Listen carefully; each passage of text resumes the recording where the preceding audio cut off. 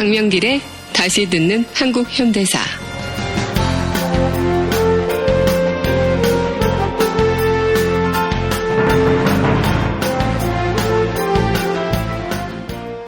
제60강 김미 초콜릿.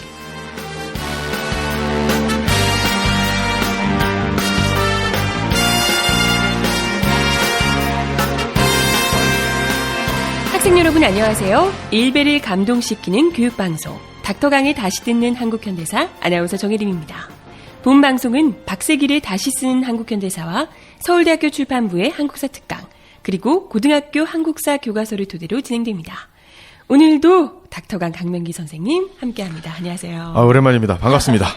네, 저희가 드디어 시즌2를 오픈했습니다. 네, 많이 기다리셨죠? 네, 부디 기다리셨어야 될 텐데. 아니, 근데 오히려 방송을 안 하는 동안 순위가 굉장히 높아졌더라고요. 아무래도 우리 청취자분들의 빨리 시즌2를 시작하라는 독촉 아닐까 생각을 합니다. 네, 좀 더 부담감을 가지고 시즌2 60강을 시작해 보도록 하겠습니다. 예. 저희가 시즌1에 비해서 조금 좀 체계를 바꿨어요. 구조를 좀 변경을 했는데요. 그렇죠. 좀 더 좀 진중하고, 네. 좀 더 디테일하고, 이렇게 할 수 있는 대로 노력은 했는데, 네. 어떨지. 예. 네. 저희가 기존에는 오늘의 역사 그리고 본편 해서요. 중간에 형성평가가 들어가는 구조로 예. 저희가 진행을 했었는데 이번에는 오늘의 역사는 그대로 가고요. 예. 네. 본편 도중에 형성평가 대신 현대사 열전이 들어갑니다. 예. 현대사 열전이 어떤 건가요? 현대사 열전은요, 네. 열전이라고 하는 건 이제 인물의 이야기, 인물의 네. 일대기를 이야기하는 건데요. 그 역사학, 그 동아시아, 네. 동양의 역사의 어떤 기본이다라고 하는 게 이제 사마천의 사기죠. 네네. 이 사마천의 사기는 본기, 세가, 열전, 표, 서 이렇게 이제 구별이 되어 있는데요. 네네. 그 본기라고 하는 것은 시대 순서대로 서사 그렇죠. 순으로, 예. 역사적 그 사건들을 되게 통시적으로 이제 고찰을 한 것이고요. 세가하고 열전 같은 경우는 뭐냐면 인물들의 이야기를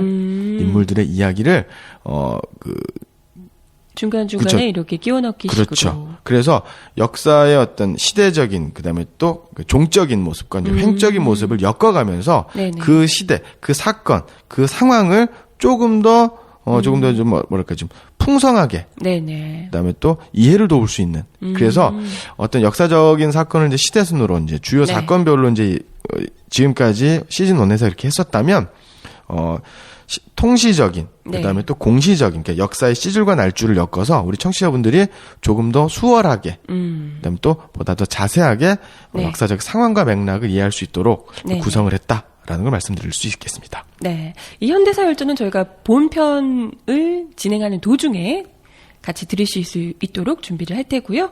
그리고 본편이 끝나고 나면 그냥 끄지 마시고요. 저희가 또 준비한 코너가 하나 더 있습니다. 역사 데자뷰라는 코너 역시 마련을 새롭게 했는데요. 예, 역사 데자뷰 같은 경우 데자뷰가 이제 본 것을 어디선가 본 듯한 경험했었던 네네. 걸 다시 한번 경험하거나 보게 되는 이런 그렇죠. 거를 의미하는 용어죠. 잘 보면 지금 현재 2014년 대한민국에서 일어나고 있는 일들이 네. 생각해 보면 그 언젠가 네네. 일어났었던 과거의 일. 그래서 지난날의 과거가 오늘날 다시 모양과 모습을 바꾸어서 오늘 다시 한번 나타나고 있는 것은 아닐까라는 생각이 좀 드는데요. 네네. 그렇다라면 오늘날에 일어났었던 주요 사건, 주요 인물에 대해서 네. 그 예전에는 어떻게 유사하고 비슷한 것들이 있었는지를 네네. 알아보는 네네. 그러한 시간을 마련했습니다. 네. 아무튼 새롭게 구성을 한 만큼 여러분들이 좀 헷갈리지 않으시게 제가 미리 안내 말씀을 좀 드려봤고요. 또 야심차게 시작을 해볼까 합니다. 예. 많이 또 응원해 주시기 바라고요. 정성을 다하도록 하겠습니다. 네. 그럼 오늘의 역사는 어떤 이야기가 좀 있을까요? 예, 오늘의 역사. 네. 2002년 11월 20일 네. 미국 군사법원에서 판결이 내려진 게 하나 있습니다. 네. 미군 장갑차로 네. 꽃다운 나이에 세상을 떠난 우리 효순이 미선이 다들 네. 기억하시죠? 미군 장갑차 여중생 사망 사건에 관련돼서 네. 이 가해자에게 미 군사법원은 무죄를 선고했습니다. 그때 무죄를 선고한 근거가 뭐였죠? 예, 정당한 공무 집행 중에 네. 일어난 사건이므로 무죄다라고 네. 했고요. 그로부터 한 일주일 후인 네. 2002년 11월 26일 네. 주한 미군은 여중생 사망 사건 가해자 미군 병사에 대한 무죄 판결은 공정한 재판에 따른 것이라고 성명을 발표하였습니다. 이걸 계기로 굉장히 많은 국민들이 우리 분노를 하셔서 촛불을 들고 거리로 나오시기도 했었고요. 맞습니다. 본격적인 반미 투쟁의 신호탄이 쏘아 올려지게 되기도 했습니다. 예, 이러한 문제들의 네. 그 핵심은 바로 이제 주한 미군에 대한 주둔군 지휘협정 소파라고 네. 하죠. 그렇죠. 이것의 불평등한 네. 불평등으로부터 기인된 것이고요. 네. 정말로 대한민국 정부가 자주적이라고 한다면 네. 국민의 생명과 안전을 지키려는 의지가 있다고 하면 소파는 전면적으로 네. 개정이 되어야 할 것입니다. 네. 그 이후로 약간 개정이 된 부분이 있긴 하지만 여전히 굉장히 불평등한 지위 협정임에는 분명하고요. 예. 이 문제와 관련해서는 계속해서 뭐 크고 작은 미군 범죄들이 일어나고 있기 때문에 계속해서 주목해 봐야 될 부분이 아닐까 싶네요. 예. 그리고 또 어떤 이야기가 있을까요? 겨울왕국 2014년에 대한민국이 겨울왕국이죠. 네. 1972년 11월 21일 유신 헌법안에 대해서 국민투표가 실시됐고요. 국민투표율, 이 국민의 투표율은 91.9%, 찬성 91.5%, 반대 7.6%. 그래서 유신 헌법이 공표가 네. 되었습니다. 아, 근데 제대로 국민 투표가 됐던 건 맞나요? 어떻게 이렇게 높은 투표율에 높은 찬성률이 나올 수가 있죠? 유신 헌법, 네. 뭐 독재 권력이니까 네. 관건, 금권 선거는 좀 아닐 것 같은데요. 이제 관건 선거가 자행되어서 네. 국민들을 투표장에, 그다음에 또 언론이라든가 뭐 관공서라든가 관변 단체를 통해서 대대적인 홍보가 있었겠지요. 네. 예. 아, 그렇군요. 유신헌법이 통과됐던 날이었고요. 예. 또 어떤 소식? 2005년 11월 23일 날 네네. 친일파 을사오적 중에 한 명이죠. 네. 이 을사오적이 누굽니까? 바로 1905년 을사늑약을 네. 체결에 적극적으로 참가한 5명의 매국노지요. 네. 외무 대신 박재순, 내무 대신 이지용, 군부 대신 이근택, 학부 대신 이완용, 농상공부 대신 권중현이 있는데요. 이 사람 말고 이제 송병준이라고 하는 대단히 유명한 친일파가 있습니다. 네. 이 송병준의 후손이 3천억 원대의 인천 땅 소송에서 자기 조상의 땅이다. 네. 돌려달라라는 소송에서 패소한 역사적인 날입니다. 아, 참 당연한 얘기이긴 한데요. 이걸 또 소송을 제기하는 것도 참 뻔뻔하고요. 네. 근데 아직까지도 친일파들 중에서 자기 땅을 찾겠다고 하시는 분들도 많고 또 예. 이미 그냥 자기 땅처럼 가지고 계신 분들도 상당히 많잖아요. 예, 맞습니다. 이 송병준 같은 경우는요, 재산이 일제에 부역하고 나라를 팔아먹은 대가로요, 엄청난 재산을 축적을 했던 사람이고요. 네네. 심지어는 일본 북해도, 홋카이도죠. 네네. 홋카이도의 대규모 농장까지 소유하고 소유하고 있습니다. 지금 인천 땅인데 바로 어디냐면요. 네네. 인천의 부평역에서 백운역 사이에 미군 기지가 하나 있습니다. 네네. 미군 부대가 하나 있는데요. 이 미군 부대 이름이 바로 캠프 마켓입니다. 예. 인천 시민신문인가요? 한만송 기자가 쓴 캠프 마켓이라는 네. 책이 있습니다. 네. 미군 기지 반환 투쟁. 어. 부평에 있는 미군 부대를 반환해서 시민공원으로, 시민의 땅으로 되찾자라고 하는 그러한 시민사회의 운동, 인천 시민들의 열망을 다큐멘터리처럼 담담하게 서술한 책인데요. 이 책을 보면 다 자세하게 알 수 있는데, 이 땅이 바로 16만 평입니다. 여기에는 군사시설이라든가 이런 게 없고요. 미군에게 제공할 빵을 만드는 빵 공장이라든가 창고라든가 네. 16만 평이고요. 그 주변이 바로 아파트 단지. 그래서 인천에서 굉장히 금싸라기 땅이다. 라고 이야기할 수 있는 근데 거죠. 이 땅을 돌려달라, 내 땅이다, 돌려달라라고 했다는 거죠. 그렇죠. 그게 지금 소송이 끝이 난 건가요? 끝은 아직 안 났을 것 같아요. 지금 네. 제가 이게 대법원 판결이 났는지, 대법원 판결은 아직 제가 안 난 거로 지금 확인을 하고 있는데, 네네. 지금 송병준의 후손뿐만 아니라 그 인근의 땅에 대해서도, 송병준 후손뿐만 아니라 다른 친일파의 자손들이 계속적으로 땅을 돌려달라고. 그렇죠. 사유재산제도 인정해야 되는 거 아니냐. 조상은 조상이고 나는 나 아니냐. 상속받은 거다. 상속받은 것에 전혀 법적 하자가 없지 않느냐. 뭐 이런 식으로. 네. 부모님은 부모님이고 나는 나라면 상속을 받을 이유가 없는 거죠. 그렇죠. 네. 이 송병준이는 바로 그 일진회의 대표면서 이완용과 뭐랄까 맞수였죠. 둘 다 어떻게 하면 일제 잘 보일까 고민했었던 사람입니다. 네. 아, 참 씁쓸하네요. 예. 네. 1920년 11월 29일에는요, 우리 대한노인단의 강우규 선생님 아시죠? 네. 서울역에 동상이 있죠? 예. 이분이, 일본에서 온 총독, 사이토 마코토에게 폭탄 투척을 그렇죠. 하셨죠? 서대문 형무소에서 사형 순국. 순국을 하신 하셨던 날입니다. 날이군요. 예. 강우규 선생님. 이전에 저희가 다대사에서도 한번 말씀을 드렸던 적이 있습니다. 네. 오늘의 역사는 여기까지. 네, 짧고 빠르게 오늘의 역사 여러 가지를 전해드렸고요. 그러면 본편 벌써 60강이 되는데요. 60강 이승만의 경제정책에 대해서 알아볼 강의입니다. 기분 및 초콜릿 편 함께 하시겠습니다. 지금 여러분께서는 강명길의 다시 듣는 한국 현대사를 듣고 계십니다. 네, 다대사 60강 기분 및 초콜릿 편 함께 하시겠습니다. 예. 며칠 있다가 이제 그 영화가 이제 하나 개봉을 하는데, 이제 네. 국제시장이라는 영화가 개봉을 하죠. 국제시장이 그 부산에 있는 예. 시장. 부산 하면 이제 뭐 자갈치 시장, 네. 국제시장, 이러고요. 그 부산이라고 하는 게 이제 한국전쟁 당시에, 네. 피난민들이 굉장히 많이 모여 그렇죠. 있었고. 대한민국 임시 수도였죠. 네네.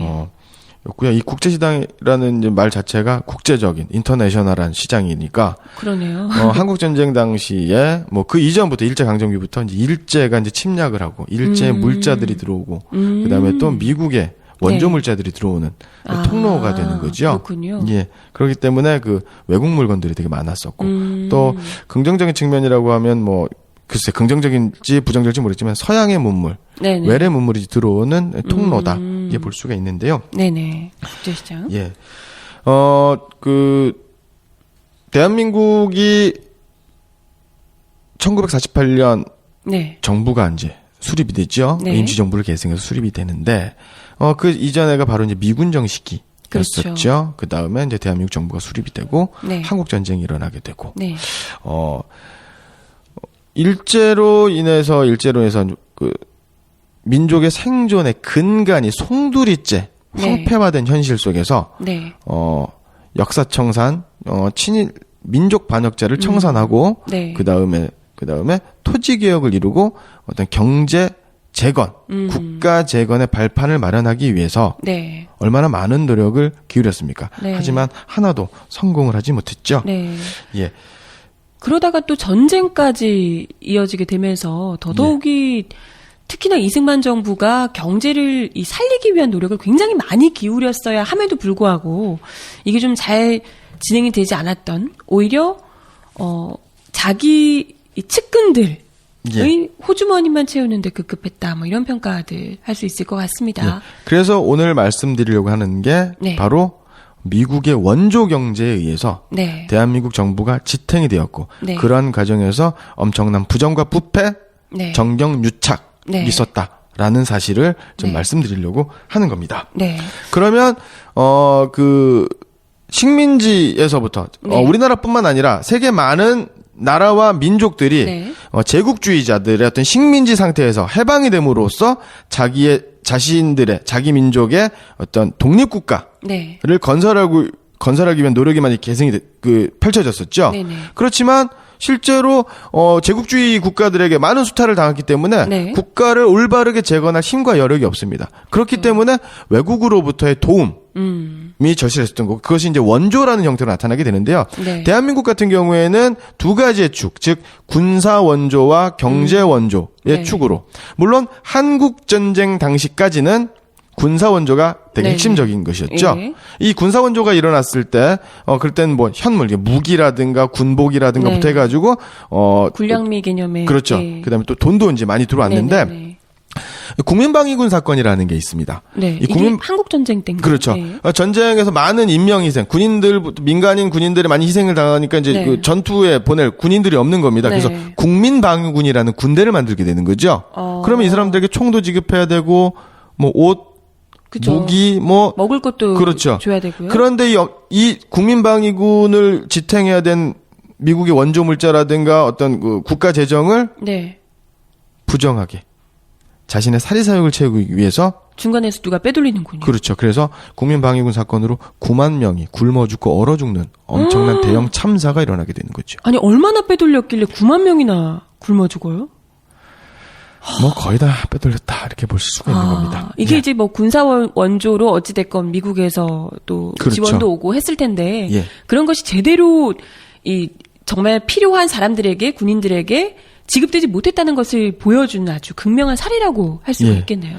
그러고 나니까 이제 그 뭐 민생은 파탄이 나고 네. 국방도 흔들리고 그러니까 뭐 작전 통제권, 군사 통제권, 국군 통수권이 바로 미국으로 넘어가는 거 아닙니까? 그렇죠. 그것을 영광으로 생각을 하고 그리고 정부에 대해서 반발하고 비판의 목소리가 높아지니까 그런 사람들을 빨갱이로 몰아서 거창 양민 학생으로 수백 명의 700여 명의 어떤 무고한 네.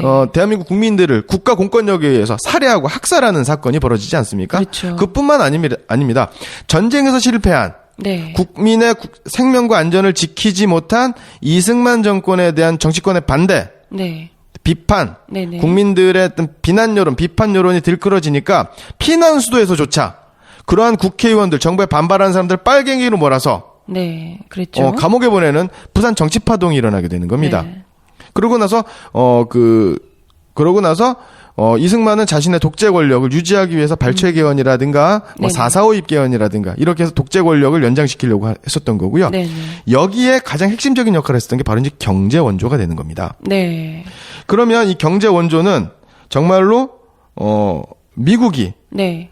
대한민국 정부를 위해서 대한민국 국민을 위해서 네. 정말 선한 마음으로 그렇게 베풀어 준 것인지. 를 확인해 볼 필요가 있었다는 거죠. 네. 예. 뭐, 일단은 그래도 뭐, 주지 않은 것보다는 돈을 어쨌건 돈이건 물자건 뭔가 또 도움을 줬다고 하니까 예. 사실 굉장히 뭐, 그것 때문에라도 미국이 없었으면 우리가 못 살았을 것이다라고 생각하는 어르신들도 굉장히 많으시고요. 이게 맞습니다. 네. 미국의 도움으로 우리가 살아났다 이렇게 생각하는 분들이 상당히 많습니다. 그렇죠. 사실 미국의 원조가 없었다라고 하면 오늘날의 대한민국이 있기는 어려울 것이었다. 이게 뭐 정확한 사실이죠. 네네. 하지만 그것이 진실이었고 그것이 본질인가? 네. 는 다시 한번 살펴볼 필요가 있습니다. 미국의 경제 정책, 네. 미국의 세계 경제 정책, 미국의 패권주의에 대해서 좀 우리가 좀 이해할 필요가 있습니다. 네네. 미국은 2차 대전 중에 네. 전쟁에 참가했었던 나라 중에 유일하게 본토에 대한 공격을 받지 않은 나라입니다. 그렇죠. 보통 이제 세계대전이 유럽 국가, 그렇죠. 뭐 일본, 우리 한국, 한반도 뭐 이런 쪽에서 또 일어났었으니까요. 그렇죠. 세계대전은 일단은 그 태평양에서 일어난 태평양 전쟁, 네네. 그리고 그 이전에 그 유럽에서 일어난 전쟁이 있었죠. 네네. 그래서 뭐 연합군이든 동맹국이든 간에 뭐 영국, 프랑스, 독일, 소련, 뭐 일본, 뭐 대부분의 나라 초토화가 됐죠. 초토화가 됐습니다. 네. 그래서 산업시설이 파괴가 됐습니다. 네네. 그래서 산업시설이 온전하게, 그 다음에 또 자원도 풍부한 미국이야말로 이 전쟁 중에 생산력이 아주 비약적으로 상승하게 되는 거죠. 네네. 그리고 전쟁 후에도 미국이 경제적 번영을 유지하려고 하는 네. 세계 경제 전략이 만들어지게 되는데 그러려면 어떻게 됩니까? 물건을 팔아야겠죠. 그렇죠. 수출 시장 확보가 필수적입니다. 하지만 미국이 주로 이제 수출하려고 했었던 이제 그 유럽들, 네. 뭐 수출 상대국들이었던 자본주의 국가들, 영국, 프랑스 이런 나라들은 전쟁 폐해로 인해서 구매력 자체가 없습니다. 그렇겠네요. 시장이 될 수가 없는 거죠. 그렇죠. 수입 능력을 상실하게 되는 거죠. 그렇게 되니까 미국에서 만들어진 공장에 있는 물건들은 팔리지가 않게 되는, 즉 생산 과잉, 공급 과잉이 일어나게 되면서 인플레이션, 디플레이션, 스태그플레이션이 일어나게 네. 되는 거죠. 네. 그러니까 이것을 바로 이제 경제 공황이라고 이제 얘기를 하는데요. 그렇군요. 예, 이것을 해결하기 위해서 수입 자금, 네. 미국의 물건을 사들이기가 어려운 나라들에게 네. 무상 원조를 제공을 하는 겁니다. 어떻게 보면 남는 쌀을 왜 이게 주는 것처럼 그렇죠. 그런 개념이라고 볼 수가 있겠네요. 그게 오히려 남아있으면 물가를 오히려 또 부추기게 되니까. 그렇죠. 그리고 경제 부흥을 돕는다라는 네. 그 황폐화된 나라의 경제 부흥을 돕는다라는 선량한 목적으로 위장을 하면서 네네. 그 부흥에 따른 각 나라의 경제 재건을 위한 그런 토대를 마련하기 위해선 미국의 제품, 생산품을 수출하는 전략. 그 1980년대인가요? 70년대인가요? 그 아프리카의 빈곤. 네. 아프리카의 극심한 가뭄이 아직까지도 현재 진행형이죠. 네네. 그 아프리카에 굉장히 많은 사람들이 죽었을 때 미국은 엄청나게 풍년이 들었습니다. 미국은 아시다시피 세계 최대의 농업 국가예요. 그죠. 예, 공업 국가이기도 하지만 네. 그러면 미국에서 되게 풍년이 들었으니까 밀이라든가 옥수수라든가 곡물들이 굉장히 남았어요. 네네. 그래서 곡물 가격이 폭락을 합니다. 그러면 남는 잉여 농산물을 네. 아프리카에 도와주면 얼마나 좋겠습니까? 그죠. 그런데 배가 네. 엄청난 양의 곡물을 실은 배가 태평양 바다 한가운데 와서 그 곡물을 바다에 버려요? 버리는 어. 자기 나라의 곡물값을 유지하기 위해서. 아니 근데 왜 지원을 해주면 그런 걸 따지면 차라리 지원해줘서 고맙다고 해야 될까요? 아, 네. 이제 이렇게 되는 거고요. 네. 하여튼 그렇게 해서 그러면 그 나라들 원조를 통해서 경제 부흥이 되면 물건을 팔아먹을 수가 있는 거고. 그러고 나서 각 나라가 경제 부흥이 완성이 되는 어느 정도 이루어지게 되면 네. 미국의 원조는 없어지게 되겠죠. 네네. 그럼 국제 무역은 정상화되는데 종속적인 결과를 맺게 되는 겁니다. 우리한테 지원을 계속해서 해줬으니까. 그렇죠. 예. 그렇게 해서 미국 중심의 자본주의 무역 질서, 이게 브리튼 우주 체제라든가 그 WTO 체제의 네. 연장선인 거죠. 네네. 예, 이렇게 해서 미국 중심의 자본주의 무역 질서를 만드는 것, 확립하는 것, 그것이 바로 미국의 대외 경제 정책이다라는 겁니다.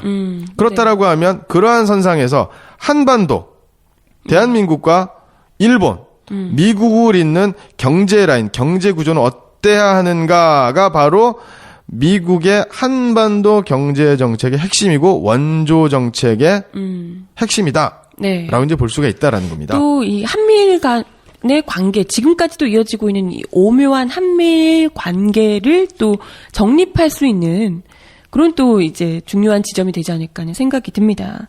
예.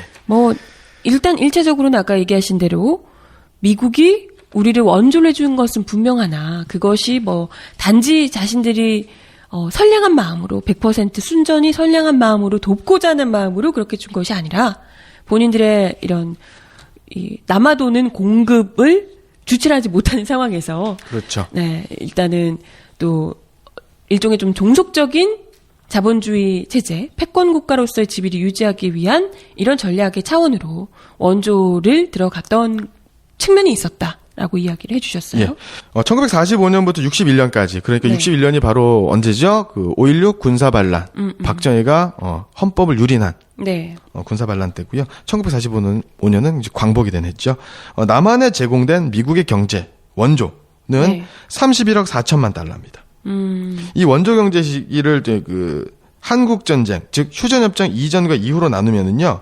휴전협정 이후에 제공된 원조의 규모가 훨씬 크거든요.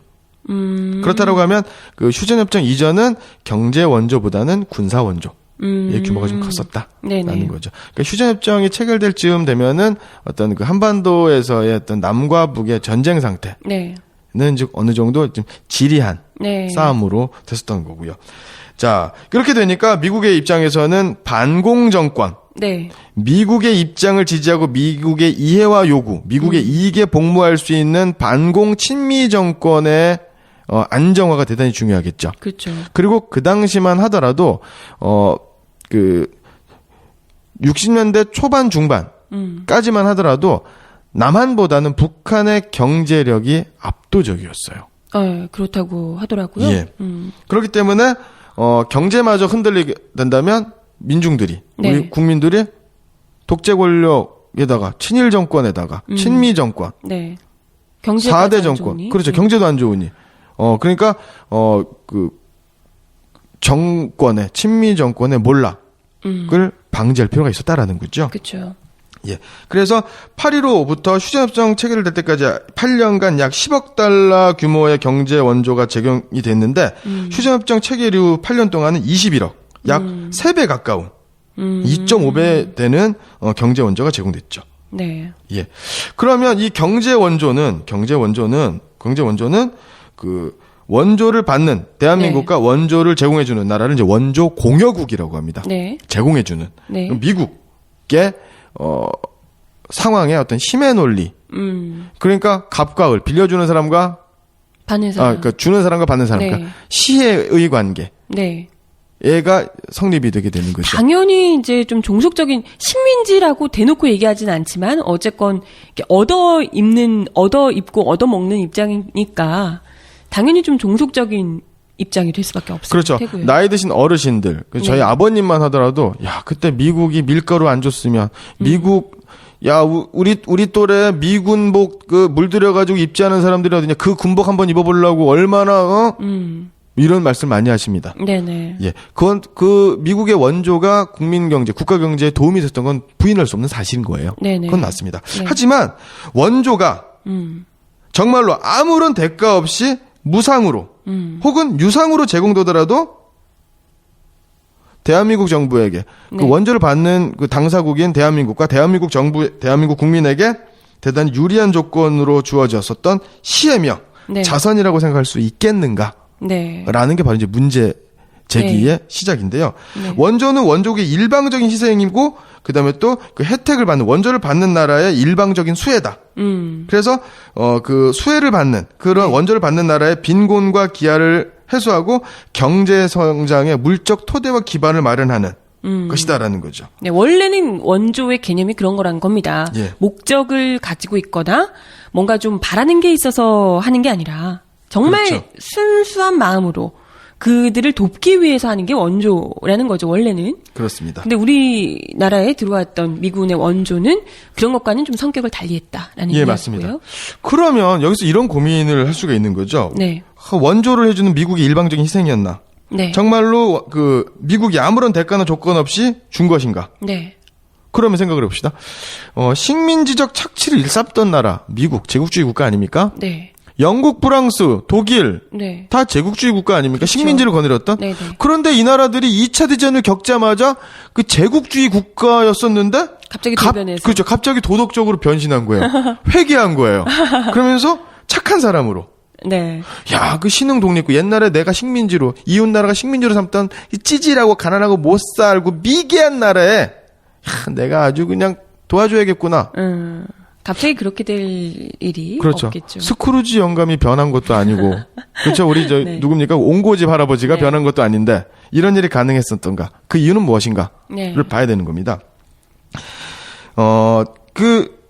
아까도 말씀드린 미국의 경제 정책에 대해서 말씀드렸지만 네. 제국주의 국가들은 식민지 국가들로부터 값싼 원료와 노동력을 착취를 하게 되는 거죠. 네. 그래서 자신들의 어떤 산업시설, 공업시설을 통해서 고부가 가치의 물건을 만들어내서 네. 그것을 식민지 국가에 팔아내는 네네. 이런 게 바로 제국주의 국가죠. 네. 근데 물건을 팔 나라들이 식민지 국가들이 독립은 했지만 물건을 살 능력은 없는 거죠. 그렇죠. 네. 그래서 그러면서 제국주의 국가들 미국이라든가 독일이라든가 뭐 이런 나라들은 생산 과잉이 되고 물건 네. 판매처가 없게 되는 거죠. 네네. 그러니까 자본도 돈이 남아 돌게 되는 거예요. 네. 그래서 자본과 물건을 원조라는 형식으로 제공을 하게 되는 거죠. 네네. 그것이 바로 원조 경제의 기본적인 골격이다. 네. 그래서 원조국은 원조로서 일방적인 희생을 하는 것처럼 보이지만 실제로 그것을 좀 더 파고들어 보면 원조국에서도 원조로 이익을 보는 계급이 있다라는 겁니다. 계층이 있다라는 겁니다. 원조 국가 모든 국민이 그렇다는 게 아니라 그렇죠. 원조 국가에서 그걸 팔면서 예. 이익을 보는 예. 갖다 주면서 미국으로부터 30억 불에 가까운 원조 물자와 원조가 들어왔어요. 들어왔는데 이것은 미국에서 준 겁니다. 네. 미국 국가는 기본적으로 국민의 세금으로 움직이는 거죠. 네네. 이게 바로 미국 국민들의 세금입니다. 미국 국민들의 피와 땀이죠. 그렇죠. 그래서 미국 재벌들의 물건을 사는 거죠. 그러니까 미국 국민들의 피와 땀으로 미국 재벌들을 살찌우는 겁니다. 미국의 대기업들을. 아, 그러네요. 그렇게 볼 수 있겠네요. 예. 예. 그러고 나서 그 돈과 물자들이 전쟁으로 황폐화됐었던 대한민국으로 오게 되는 거죠. 네. 그럼 국가 대 국가니까 이거 역시도 대한민국 정부로 이런 물건들이 들어오는 거고요. 그렇죠. 네. 이런 것들을 바로 이제 그 독점 자본이라고 네. 진보적인 경제학계에서는 독점 네네. 자본이라고 얘기를 하는데요. 원조국의 민간 독점 자본이 그러니까 미국의 대기업들이 네네. 기업들이 과잉 물자 네. 그 뭐 창고에 쌓여 있는 물건들을 원조 물자로서 정부에 판매합니다. 미국에 판매를 하는 거죠. 그러니까 재벌 이게 돈 많은 거기서 미국에서도 이제 일종의 재벌 개념 기업들이 대기업이죠. 정부에다가 그걸 파는 판매를 해서 돈을 이윤을 그렇죠. 창출하고요. 정부는 국민의 세금으로 그걸 사는 거죠. 그렇죠. 그리고 그다음에 그러면서 기업은 미국의 대기업은 돈을 벌게 되는 거고. 네. 그래서 그리고 잉여 가치를 생산하게 되는 거죠. 네. 돈을 벌게 되는 거죠. 그리고 이제 미국 정부는 정치적인 이유에 따라 그걸 한국 그렇죠. 정부에 원조를 하는 거고요. 그렇죠. 그래서 그 미국의 그 독점 자본이 국가 재정을 매개로 해서 네. 납세자들, 미국의 선량한 시민들의 희생 네. 위에 생산된 자기들의 어떤 상품을 팔아먹는 네. 이런 거죠. 그리고 그다음에 원조국에 그 미국의 물건과 자본이 들어오게 되는 겁니다. 네네. 대한민국에는. 그렇죠. 그래서 미국 대기업의 자유로운 시장 경제 활동을 보장해 주는 겁니다. 대한민국으로 들어온. 네네네. 여기에 보면 오늘 말씀드릴 핵심이 있는데요. 한국 전쟁 당시에 국군 통수권, 네. 작전 지휘권이 있지 않습니까? 네네. 이것 말고 외환 통제권이라는 게 있습니다. 네. 외환 통제권이라는 게 있는데요. 그러니까 이건 바로 뭡니까? 경제적인 주권이죠. 대한민국 안에 돈이 없어요. 네. 뭐 정기예금, 저축률이 먹고 살기도 힘든데 저축률은 바닥이었겠죠. 당연하겠죠.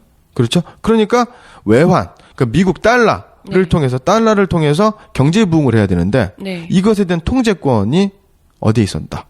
미국에 있었다라는 겁니다. 그때 당시에 예, 그래서 군사적인 주권, 경제적인 주권마저 네. 미국으로 넘겼다. 이게 법적으로 외환 통제권이라는 것을 우리 정부에서 미국으로 넘겼다는 건가요? 그때 당시에? 예, 맞습니다. 군통수권이랑 마찬가지. 원래는 당연히 국가가 자기 주권이기 때문에 주권 국가가 당연히 갖고 있어야 마땅한 것인데 경제적인 그것도 특히나 이제 외국과 교류를 해야 되는 이런 수출 수입을 해야 되는 상황에서 반드시 필요할 외환 통제권을 미국이 갖고 있더라. 예. 라는 거예요? 이게 바로 이제 한미 간의 원조협정, 한미 원조협정에 이제 나와 있는 건데요. 그러면 원조가 정말 그냥 준 게 절대 아니었네요. 그렇습니다. 그걸 주면서 외환 통제권이라는 걸 가져갔다. 예, 라는 맞습니다. 이야기군요. 예. 그래서 원조의 운영 권한과 미국이 네. 원조 운영 권한이 네. 미국, 그다음에 네. 또 유엔. 그러니까 뭐 미국에서 온 돈도 있지만 유엔을 통해서 이제 돈 들어온 이제 그 네네. 원조가 있는 거죠. 그러니까 이것을 이제 상환을 해야 되는 거예요. 처음에는 그러니까 무상으로 들어온 것도 있지만 유상으로 들어온 게 있어요. 네네. 빌려주듯이 그렇죠. 들어온 거군요. 그리고 무상이든 유상이든 미국이 빌려줬습니다. 유엔이 빌렸어도 유엔도 결국엔 미국이 이제 주도하는 그렇죠. 거 아닙니까? 그러니까 이 돈을 어떻게 쓸 거냐, 어떻게 해서 대한민국 경제를 발전시키고 민생을 좀 복원할 것이냐, 민생 경제, 서민들의 삶을, 국민들의 삶을 좀 보살필 거냐라는데 이제 여러 가지 방법론적인 문제가 있는 겁니다. 네네. 아무리 썩어 빠진 대한민국의 경제 정책의 관료라고 하더라도 네. 예를 들어서 이제 자동차가 필요합니다. 네. 그러면 대한민국 정부는 대한민국에다가 자동차를 외국에서 사오기를 바랄까요? 자동차 공장을 세우기를 바랄까요? 당연히 공장을 세워야 자동차를 우리나라에서 계속 만들 수가 있겠죠. 그러면 미국의 입장에서는 돈을 빌려주는 겁니다. 네. 공짜로 주든 유상이든 무상이든. 그러면 미국은 대한민국 국민이 자동차를 사용한다면 자기네 나라에서 만든 자동차를 사용하길 바랄까요? 아니면 미국에서 만든 자동차를 사가기를 바랄까요? 당연히 미국에서 사가길 바라겠죠. 그렇죠. 그러면 돈은 미국에서 빌려준 돈입니다. 미국에서 준 네. 돈이에요. 그러면 이 돈은 누구 맘대로 써야 됩니까? 대한민국 맘대로 써야겠죠? 네. 대한민국이 원하는 대로. 네. 그게 경제적인 주권 아니겠습니까? 그렇죠. 그런데 미국이 요구하는 대로. 미국의 동의하에 원조 물자와 원조 자금의 운영 권한. 그게 외환 통제권이라는 거죠. 예, 맞습니다. 그러니까 미국에서 돈을 빌려줬으니까 그 돈을 국내에서 어떻게 쓸 것인지, 자동차 공장을 만들 것인지 아니면 미국에서 그 돈으로 자동차를 사올 것인지를 결정하는 권리 자체도 우리에게 있는 것이 아니라 미국에게 있다. 빌려주는 미국이 어떻게 무슨 공장을 세우고 어떻게 써라. 라는 것을 지시를 했다는 거죠. 예, 이 마치 그 1997년에 IMF가 일어났을 때, 네네. 그 IMF라든가 뭐 그 세계 통화기금이라든가 네네. 뭐 여러 그 미국이라든가 여러 나라에서 여러 네. 국제기관으로부터 저희가 이제 돈을 좀 예, 얻어 쓰지 그렇죠. 않습니까? 예. 그때 요구 조건이 있는 거죠. 네. 금리를 어떻게 해라, 뭐 그렇죠. 고용을 유연화해서 비정규직을 만들어라. 네, 뭐 구조조정을 해라. 그렇죠. 그다음에 네. 또 이런 알짜배기 기업은 팔아라. 뭐 이런 식으로. 그래서 경제가 더 어려워지게 되는. 그렇죠. 그러면서 그때 신용불량자가 속출하고 노숙자가 속출하게 되는. 네. 한국 경제가 파탄나게 되는 그렇죠. 사건이 있었던 거고. 네. 그럼에도 불구하고 어쩔 수 없이 그 IMF의 요구, 미국의 요구를 시키는 대로 할 수밖에 없었죠. 그렇죠. 이런 상황이 네. 됐었다는 겁니다. 아, 그러면 그때 이 외환 통제권 이런 것 때문에 사실상 나라를 제대로 좀 키워볼 수 있을 법한 기간 산업들은 거의 만들지 못했겠네요. 예. 이게 바로 이제 1948년 12월 한미 원조협정. 네. 에 나와 있는 내용입니다. 아. 이 원조협정의 내용이 바로 뭐냐면 원조 물질에 대한 미국 측의 통제를 강화하는 방향. 이런 게 작성된 거고요. 네네. 원조 물자 판매 대금을 대충 자금이라고 합니다. 이게 좀 전문 용어가 좀 나와가지고 우리 네네. 청취자들이 조금 헷갈리실 수 있을 것 그 같은데. 한 단락을 읽어드리도록 하겠습니다. 한국 정부는 증여에 해당하는 금액, 증여니까 이제 원조죠. 증여에 해당하는 금액을 미국 원조 대표와 협정한 환산율에 의하여 환산된 가격으로 조선은행, 그러니까 한국은행이 되겠죠. 한국은행 특별계정에 예치하고 이 특별계정 비용을 한국 정부 및 미국 원조 대표와 협정에 의하여 사용하도록 한다. 말은 협정에 의하여. 하지만 미국이 동의하지 않는다면 협정은 형사될 수가 없겠죠. 그쵸. 결국엔 뒤집어 보면 원조 물자 판매 대금, 그 원조 물자의 처리 문제를 미국의 동의하에 사용하게 한다는 거죠. 아, 그렇군요. 즉, 그 협정이라는 단서를 두긴 했지만 원조 당국, 즉 미국의 동의가 없이는 사용을 할 수 없는 성격인 거죠. 아, 이거 그냥 식민지 아닌가요? 이거 지금 뭐 저희 작전권도 그때 넘겨주고 군도 우리 마음대로 못하고 들어오는 원조, 그러니까 경제물자, 그때 당시에는 뭐 다른 경제가 없었으니까요. 원조 경제밖에 없는데 그것마저도 우리 정부가 마음대로 이용하지 못한다면 그거야말로 그냥 식민지가 아닌가 싶은데요. 예. 실제로 이제 1949년 네. 제1차 추가 예산 편성 네. 했을 때 이제 국회에서 원조 물자 개정 자금을 원천으로 하는 경제 부흥, 그러니까 우리나라의 경제를 이제 부흥하는 네네. 이런 게 편성이 됐습니다. 그런데 예산에서 국회를 통과해가지고 이제 실천에 옮겨지는 과정에서 네. 미국 당국자들이 인플레가 진행되는 가운데 투자 자금을 방출하면 인플레를 더욱 악화시킨다. 그럼 한국 경제 몰락할 거야. 이런저런 핑계를 댑니다. 헐. 그래서 이 개정 자체를 봉쇄시켜 버려요. 헐. 그래서 실제 지출은 불가능하게 되었다. 아. 미국이 정말 대한민국의 인플레를 걱정해서 그랬을 것 같지는 전혀 않고요. 예. 네, 그만큼 우리 경제, 그러니까 이 내부 국내 내치에도 깊게 미국이 관여하고 있었더라. 한국 전쟁 때뿐만이 아니라 그 이후에도. 예. 이거는 명백한 한국 주권에 대한 침해죠. 그렇죠. 이렇게 되는 겁니다. 그렇군요. 그래서 이승만 정부가 굉장히 반발을 하게 됩니다. 그러한 과정에서 이승만도 승공 통일 아닙니까? 북진 통일? 네네. 그 한국 전쟁 당시고 막 이러니까. 그렇죠. 그러니까 경제적으로도 정치적으로도 군사적으로도 미국이 자기 마음대로 못하게 하는 거예요.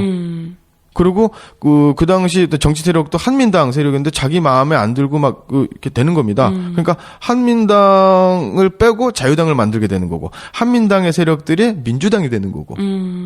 네네. 민주당에서 친일 관료하고도 그 친일 관료 출신들하고 그 뭐 신흥 관료, 권력에서 네. 소외된 관료들이 신파와 구파가 나누어지게 되고 뭐 이런 과정이 되는 거고요. 거제도에 있는 포로 수용소에서 반공 포로를 네. 국제법을 위반하면서까지 풀어주게 돼, 반공포를 석방하게 네네. 되고, 뭐 이런 사건들이 일어나게 되는 거고, 네. 그리고 미국이 등을 돌리게 되니까, 정치적인 위협, 독재 권력이 몰라. 네. 그걸 하니까 이제 아까 말씀드렸던 이제 무슨 뭐 부산 정치파동, 국회의원들 빨갱이로 몰고, 네네. 뭐 이렇게 그다음에 또 4.45 입견이라든가 네. 부정선거를 자행하게 되는 네. 이런 상황이 일어나게 되는 거라는 거죠. 네. 미국에서 물론 이렇게 정말 내치에 간섭을 하며 정부의 이 주권까지도 위협을 하며 깊은 관여를 해서 계속해서 이제 방해를 하긴 했지만 그렇다고 해도 우리 정부에서 좀 적극적으로 이 들어오는 원조를 어떻게 하면 보다 많은 국민들에게 돌아갈 수 있을지를 깊이 좀 고민을 했더라면 그래도 조금 그때 당시보다 훨씬 더 나아질 수 있지 않았을까 이런 아쉬움은 있거든요. 예. 그런 노력이 이제 물론 있었습니다. 그런 노력이 물론 있었는데 이것은 경제 부흥, 네. 그다음에 또 그 전쟁으로 폐허가 된 네. 대한민국의 어떤 산업시설을 복구하는 네. 데 한 목적이 있었지만 하나는 미국으로부터 자유로워지고 싶고 독재 권력을 연장하려고 하는 이승만의 어떤 권력욕에 의해서 하나 만들어진 게 있는데요. 바로 두 가지가 있는데 하나가 바로 산업은행을 설립을 하게 되는 것입니다. 그다음에 또 하나는 이플랜. 여기서 이플랜의 이가 이코노미의 인지 아니면 이승만의 인지, 이승만의 이에 가까운 것 같은데요. 네네. 이런 플랜을 만들게 되는데요. 네. 이건 좀 내용이 기니까 좀 간략하게 말씀을 드리면은요. 네. 그 이제 국책은행이 바로 이제 한국은행, 그 전에 이제 조선은행 아니었습니까? 네. 그래서 이제 뭐 화폐를 발행한다거나 또 통화 정책이라든가 우리나라 네. 경제 전반에 대한 정책을 하게 되는 건데 사실 뭐 전쟁으로 폐허가 됐는데 뭐 한국은행, 조선은행이 할 일이 그렇게 없지 않습니까? 그렇죠. 그리고 가장 그 대한민국의 경제의 큰 축을 이루는 게 바로 이제 원조 경제인 거고, 네네. 그래서 수입과 수출, 그러니까 해외 그 무역으로 왔다 갔다 국가와 국가 간의 거래, 그러니까 원조 물자를 네. 관리하는 은행을 두려고 하는 겁니다. 그게 바로 산업은행이에요. 예.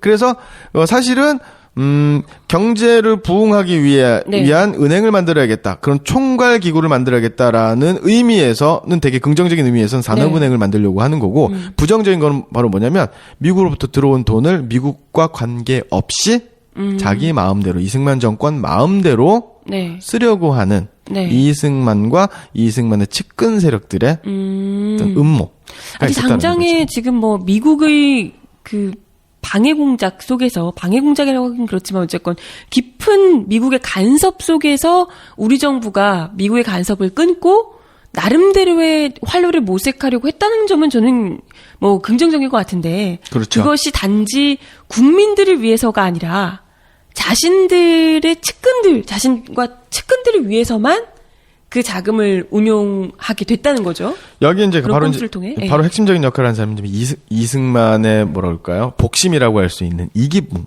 네, 입니다. 부통령 후보로도 나왔었던. 그렇죠. 네. 우리가 이제 이기붕에 대해서 많이 들어봤지만 이기붕을 잘 모르지 않습니까? 네네. 그래서 오늘 그 이따 현대사 열전 시간에 이기붕에 네. 대해서 이제 간략하게 네. 이제 설명을 드릴 거고요.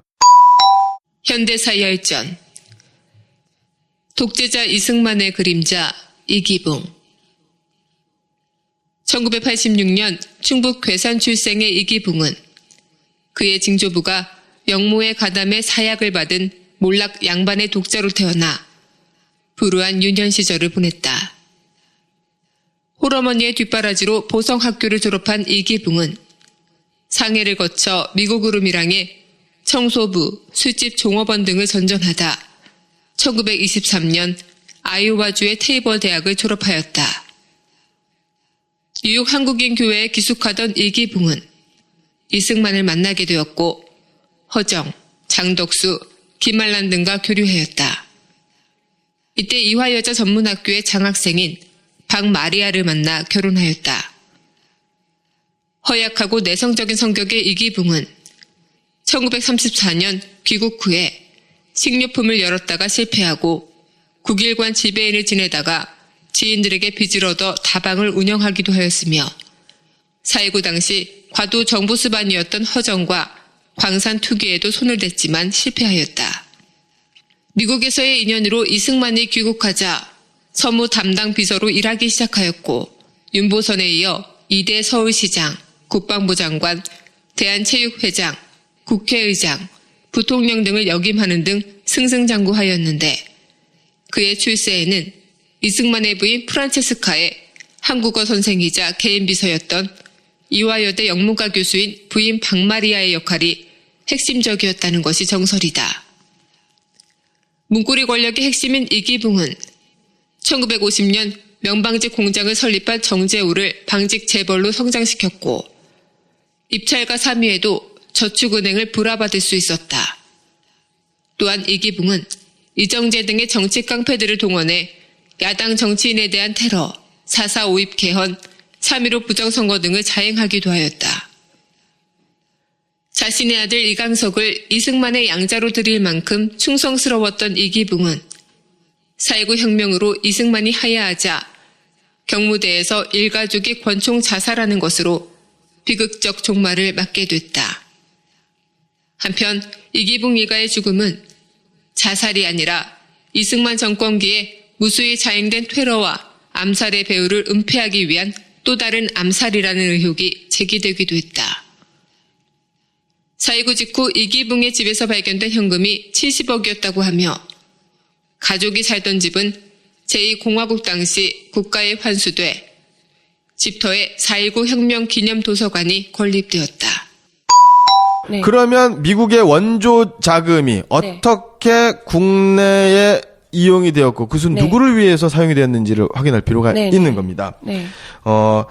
원조를 받는 대한민국 내에 일정한 수혜자 집단을 만들어내는 겁니다. 아까도 말씀드린 미국에서 원조를 할 때 미국 대기업이 이익을 봤다고 했지 않습니까? 네네, 그쵸. 미국 국민의 피와 땀을 네. 바탕으로 해서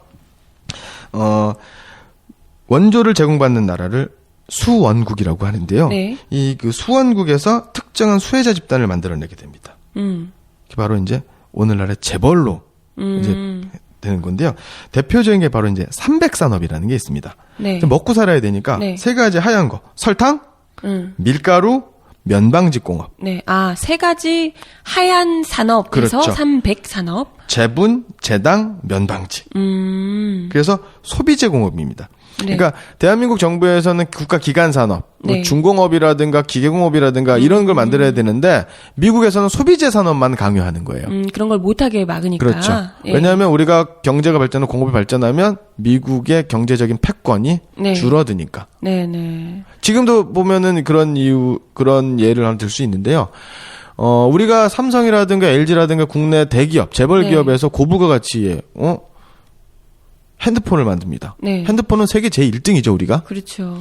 그런데 핸드폰보다 더 고부가 가치가 바로 뭐 페이스북이라든가 트위터라든가 네. 무슨 운영체계, 윈도우라든가 이런 거 아니겠습니까? 그렇죠. 소프트웨어 예. 개념에. 이런 건 예. 우리나라에서 만드나요?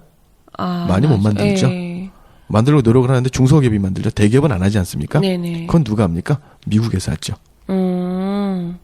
네, 또 그렇게 볼 수 있겠네요. 예. 예. 뭐 이렇게 되는 겁니다. 하여튼 이렇게 되는데요. 원조 물자가 그다음 또 그 원조된 그 자금을 네. 배정을 해서 각각의 이제 국가 그 경제를 살리는 데 써야 되지 않습니까? 이 배정을 누구한테 해주느냐. 그러니까 정부에서 그걸 누구한테 해주느냐를 결정을 하는 거죠. 그렇죠. 네. 그리고 이제 아까 말씀드린 소비재 산업만 해야 되는데 이거는 특별한 자본이라든가 특별한 기술이라든가 이제 필요가 없는 아주 좀 경공업 수준 아닙니까? 네. 1차 산업에서 2차 산업으로 간 넘어가는 네네. 기본적인 산업 형태라는 거죠. 그러면 누구나 정부의 자금을 받아서 산업을 부흥시킬 수 있었는가? 그렇지 않다라는 거죠. 네네. 선택받은 자들만 그 원조 자금의 혜택을 받다라는 예. 이야기가 하고 싶으신 것 같은데요. 예. 그래서 그 친일 부역자들 혹은 권력과 가까운 사람들 네. 을에게 엄청난 특혜가 가게 되는 겁니다. 네. 일단 뭐 이승만 정부가 미국과 약간의 거리두기를 하면서도 자신의 권력을 유지하기 위해서는 본인의 측근들을 더 공고하게 세울 필요가 있었고요. 그걸 일종의 약간 그 다스리기용으로 그러한 산업들을 이것저것 좀 나눠주면서 길들이기를 한 것이 아닐까 이런 생각이 그렇죠. 드네요. 예. 그리고 이제 이런 것에 대한 이제 엄청난 부정부패가 생기면 뭐 국정감사라든가 네네. 뭐 청문회라든가 이런 게 일어나지 않습니까? 네네. 이렇게 일어나면 국가 권력의 정부 권력, 이승만 권력의 부정부패가 드러나게 되는 거고 이거 탄핵으로 몰려나게 되는 거 아닙니까? 네네. 그러니까 그런 걸 지적하는 사람들을 빨갱이로 몰아야 되는 거고. 네네. 뭐 하여튼 이런 축이었다라는 겁니다. 그러면서 민간 독점 자본, 이제 대기업과 재벌이 이제 만들어지게 되는데 여기 아까 말씀드린 것처럼 핵심적인 역할을 하는 사람이 이제 이승만이다, 이기붕이다라는 거고요. 네. 그러면 이 독점 자본은 어떻게 돈을 벌게 되느냐? 네. 거의 뭐 땅 짓고 헤엄치기, 손 안 대고 코 풀기다라고 볼 수가 있는 겁니다. 네. 물건을 이게 미국으로부터 이제 무상으로 네. 제공을 받지 않습니까? 네네. 무상으로 제공을 받으면 이것은 무상으로 주는 게 맞지만 그러면 국가 재정이 없지 않습니까? 그쵸. 그래서 미국으로 받은 물건과 네. 어떤 자금을 특정한 사람들에게 저 비용으로 값싸게 낮은 이자로 불화를 하게 됩니다. 그럼 판매 대금과 이자 수익이 있지 않겠습니까? 이제 정부가 돈을 벌기 위해서. 그렇죠. 예. 그러면 이게 일정하게 국가 재정이 되는 겁니다. 그 국가 재정에서 이제 국가를 운영을 하겠죠. 네네. 뭐 공무원들 월급도 네. 주기도 하고 뭐 도로라든가 학교를 건설하기도 하고 네네. 이렇게 되는 겁니다. 그러면 이제 민간 기업이라든가 민간 업자들은 그것을 값싸게 낮은 이자로 받게 되는 겁니다. 그러고 나서 시장에 내다 팔면 이윤을 추구하겠죠. 그러면 네. 또 민간 경제가 또 한 축에서 또 이제 활발하게 움직이게 되는 겁니다. 그런데 이것을 특정한 기업과 특정한 개인이 독점을 하게 되는 거고 이것의 매개로 뇌물과 금품이 오고 가게 되고 정경유착을 하게 되는. 네. 그래서 독점 자본이 생기게 되는 재벌이 시작이 된다. 이런 이제 볼 수가 있게 되는 거죠. 그래도 기본적으로는 뭐 좀 산업을 하고 있고 사업을 좀 하고 있고 뭐 공장을 좀 돌리고 있고 이런 사람들에게 뭘 주고 이랬던 게 아니라 예. 그냥 아무나에게 그냥 친하기만 하면 주고 했던 건가요? 그렇죠. 그러니까 주로 뭐 좀 미국 유학을 같이 갔다 왔다거나 그냥 친분이 있는. 예, 이기붕하고 이승만이 미국 유학파거든요. 네. 그다음에는 뭐 예전에 일제강점기 때 뭘 했다거나 뭐 이런 사람들. 그래도 돈이 있어야지 그 정부로부터 이걸 살 것 아닌가요? 정부에서 대한민국에 돈이 없지 않습니까? 네네. 그리고 그런 양심 없는 사람들 자기 돈으로 장사하는 거 보셨습니까? 지금 삼성그룹의 이건희 혹은 이건희 가족들의 주식 보유 비율이 몇 퍼센트? 10%, 5%가 안 되지 않습니까? 여기 때도 마찬가지입니다. 제가 하나의 예를 들어 드릴게요. 네. 자금을 빌려오면 자금에게 굉장히 특혜의 저금리를 줍니다. 이게 어느 정도였는지 좀 확인을 해보면요. 1957년에 원면, 그러니까 이제 면, 코튼이죠. 면의 수입 자금에 적용된 원면 환율은 공정환율 500환에 외환세 150환을 추가한 650환이었어요. 그런데 자유시장 환율, 그러니까 민간 환율이겠죠. 네네. 민간 환율은요, 1255환이에요. 네. 거의 2배죠. 네네. 그러니까, 정부로부터 특혜를 받아서 자금을 빌린 사람은 650환을 네. 만 주면 되는데 이 사람은 민간업자들은 1255환을 내야 되는 거예요. 그러니까 두 배 이상의 폭리를 취할 수 있는 거예요. 그 환 차익만 노려도. 그러면 은행에서 한 650원 빌려서 정부에서 그걸 산 다음에 그렇죠. 팔아서 이득을 남길 수 있다는 거군요. 그렇죠. 그냥 2배 이상 차이가 그렇죠. 나니까. 팔아서 바로 넘기기만 해도 2배 이상이 되는 거죠.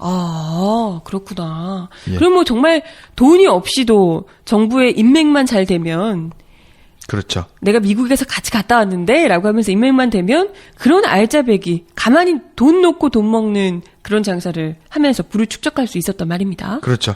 이런 것을 핵심적으로 담당했었던 내가 바로 이제 아까 말씀드렸던 산업은행이다. 아하. 라는 거죠. 자금융자 일반 금리보다 3%에서 8% 정도까지 낮아요. 그러니까 이런 것을 누구한테 대출해주는, 요즘도 뭐 저축은행이라든가 무슨 뭐 특정 은행에 뭐 네네. 대출 특혜, 대출 비리가 있어서 은행장들이 구속되고 막 그러지 않습니까? 네네네. 현지 국회의원들도 뭐 저축은행 비리에 관련이 있네 없네 이런 얘기가 나오고. 그쵸. 그때는 더 심했다라는 거죠. 네. 예. 그게 이제 그 값싼 이자 뭐 이런 것들이 모든 국민들에게 다 통용되는 것이 아니라 본인들이 선택한 사람들에게만 저리로 돈을 빌려주고 그렇죠. 또 그걸 그런 아주 알짜배기 산업을 그들에게 선택받은 사람들에게만 넘겨주고 이런 예. 식으로 부를 축적했다. 그러면 아니 이건 뭐 미국에서 준 거고 하는 거니까 국민들은 별로 피해가 없지 않느냐. 국민들한테 피해가 엄청난 피해가 가게 되는 겁니다. 그 당시 우리나라가 뭐 산업시설이 없기 때문에 농업 국가 아닙니까? 그렇죠. 예. 그러니까 미국에서 남는 잉여 농산물이 수입이 되고 이렇게 되고 그럼 당연히 농산물 국내 농산물의 가격은 폭락을 하게 되는 거죠. 가뜩이나 없는데. 예. 그리고 농업 생산이 위축이 되게 되는 겁니다. 그래서 1950년대 쌀값, 보리값 등의 그 곡물 가격이 폭락을 하게 됩니다. 그렇군요. 지금 한참 화제 중에 하나가 FTA인데요. 예. FTA가 이제 외국의 농산물이 들어오면서 국내 농업 기반, 농수산물 기반을 망가뜨린다 이런 지적들이 있거든요. 그렇죠. 네. 지금 뭐 우리가 뭐 칠레로부터 한칠레 FTA, 그 EU FTA 뭐 이렇게 네네. 여러 FTA가 있지 않습니까? 그렇죠. 그것은 뭐 경제 강국이다, 뭐 경제적 영토가 넓어졌다, 뭐 이렇게 얘기하는데 와인 같은 경우 프랑스 네. 와인, 칠레 와인이 유명하지 않습니까? 그렇죠. 마트 가면 그렇게 와인이 쌉니까? 안 싸죠. 그렇지 않습니다. 거기서 이익 보는 사람이 바로 유통업자들, 수입업자들인 거죠. 네. 대다수 국민은 그 지금 자동차 미국 한미 FTA 됐고 뭐 유럽 FTA인데 외국 자동차 쌉니까? 안 싸죠.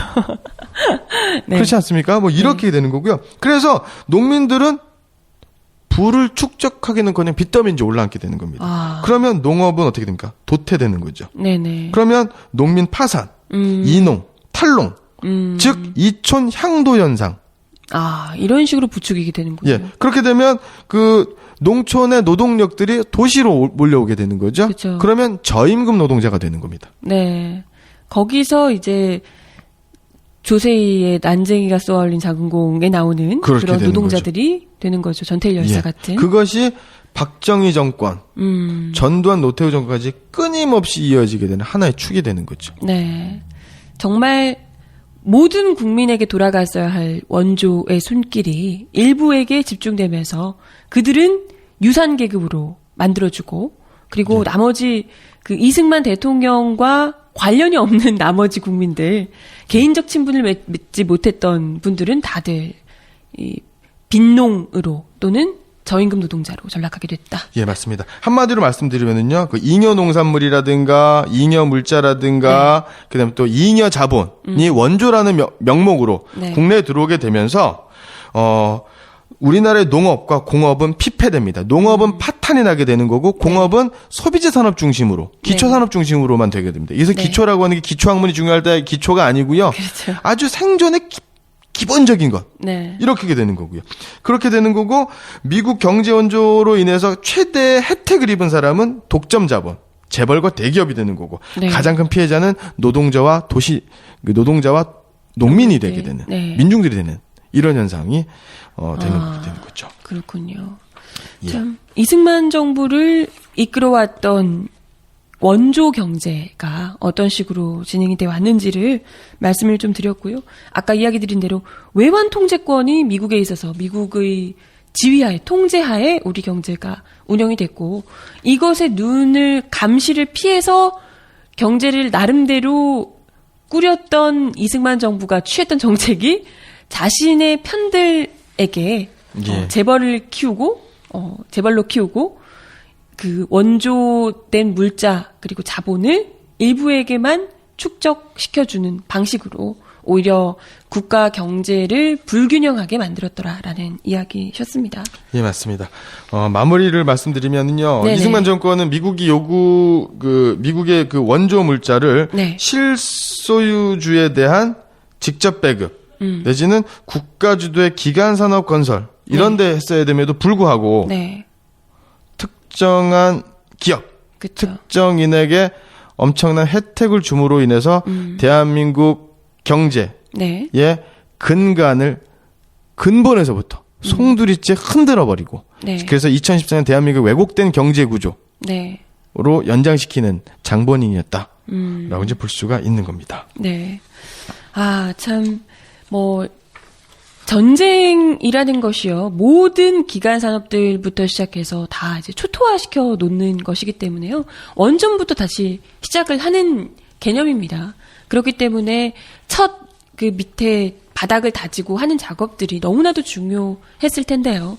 정치적인 부분에서 이 첫 시작 단추를 잘못 끼웠던 친일파들을 대거 등용하며 첫 시작을 잘못 끼웠던 것 외에도 경제적인 측면에서도 이렇게 첫 시작부터 빈익빈 부익부를 양산할 수밖에 없는 구조로 경제적 불균형을 처음부터 시작하게 만들었던 그 장본인이 바로 이승만 정부, 이승만의 경제가 아니었나 생각하게 됩니다. 네, 맞습니다. 네, 역사 데자뷰 마지막으로 전해드리면서 인사를 드리면 될 것 같습니다. 과거와 오버랩된 오늘 어떤 이야기가 있을까요? 예, 지난주에 우리 고3 수험생들 네. 수능을 봤죠? 그랬죠. 그 수능과 관련된 말씀을 좀 드리려고 하는데요. 아, 네네. 작년에 봤었던 수능 세계지리 문제에서 네. 치명적인 오류가 있었습니다. 그래서 한국교육과정평가원 그다음에 또 교육부 장관이 네. 사퇴를 하고 이런 일들이 있었던 거고요. 네네. 이게 이제 3점짜리 문제 하나인데요. 이것이 맞고 틀린 거에 따라 등급이 바뀌면서 대학 입시에 당락이 바뀌는 그래서 학생들이 이제 소송을 했었고 결국엔 한국교육과정평가원 수능 출제 오류를 인정하는 법원의 판결이 나왔죠. 근데 올해 수능에서도 굉장히 오류가 많은 것 같아요. 그렇죠. 올해 영어 시험 문제가 되면 또 과학탐구 영역에서도 외국어 영역과 이제 과학탐구 영역에서 문제가 나왔고요. 그런데 이게 작년 올해 문제만이 아니라는 거죠. 이런 게 되게 연원이 좀 오래됐습니다. 그렇군요. 먼저 한 두 가지 정도만 말씀드리려고 하는데요. 1960년대 즉 이제 박정희 정부 시절이죠. 그때는 그 입시가 요즘처럼 이제 뺑뺑이라고 하죠. 그 이제 뭐 배정을 받아서 가는데 그 당시만 해도 이제 명문고, 명문중학교가 있고 그냥 보통 학교가 있고 막 이런 겁니다. 그래서 좋은 중학교에 가야 되고 좋은 고등학교에 가야만 좋은 대학에 갈 수 있는. 그래서 입시 경쟁이 굉장히 치열했었던. 그때 이제 나온 게 바로 이제 치맛바람이라는 말인데요. 1965년도 중학교 입시 문제, 경기중학교 입시 문제에 오류가 나가지고 이 엄마들이 이게 틀려가지고 맞아가지고 이게 법원 판결까지 받은. 중학교 입시인데요? 예, 그렇습니다. 어머나. 이게 바로 이제 무즙 파동이라는 게 있는데요. 야. 예. 무즙 파동이 바로 뭐냐면 그 엿을 만드는 그 이제 과학 시험 문제인데요. 엿을 만드는 건데 그 정답은 디스타제예요. 디아스타제라는 게 이제 정답이었는데요. 2번에 무즙이 보기가 나왔어요. 무즙이 보기로. 그런데 많은 학생들이 무즙도 답이 된다. 왜냐하면 판단해 봤더니 무즙 안에 그 디아스타제라는 성분이 있는 거예요. 예. 야, 참 애매하게. 근데 중학생들 시험에 그런 게 나왔단 말이에요? 너무 어려운데? 옛날에는 엄청 났습니다. 그래서 요즘 얘기할 게 아니네요. 예. 40여 명, 명문중학교에, 경기중학교에 입학하지 못한, 경기중학교, 그 당시 명문중학교, 경기중학교, 서울중학교, 경복중학교, 뭐 경기여중 뭐 이런 학교들이 있었는데요. 서울고등법원에서 무즙도 정답으로 봐야 된다. 그래서 복수 정답이 인정이 된 겁니다. 그래서 그러면 그 떨어졌던 친구들은 다 입학을 하나요? 그럼요. 입학을 전학을 가는 형식으로 해가지고 입학이 다 됩니다. 야, 참 그때나 지금이나 입시 전쟁은 참 이루 말할 수가 없네요. 예. 그래서 이 당시에 낙방한 학생들의 수험생들 부모 20여 명이 서울특별시 교육위원회, 시육교육위원회, 오늘로 치면 교육청 같은 데겠죠. 이런 데 가요. 그래서 학부모 2명이 졸도하고요. 세상에. 그다음에 당시 교육감이 출근을 못하고. 이게 몇 년대라고? 1960년대예요? 네, 1965년입니다. 와, 65년대에 중학교에 이렇게 목숨을 걸 정도면 보통이 아니었구나 싶네요. 예. 그것도 이제 대부분 그 정도의 명문 중학교를 보내려고 애쓰셨던 분들은 돈 꽤나 있으신 분들이 아니었을까라는 생각이 들기도 하는데요. 예. 그 당시 초등학교 교사들의 상당수가 과외를 했었다. 어머.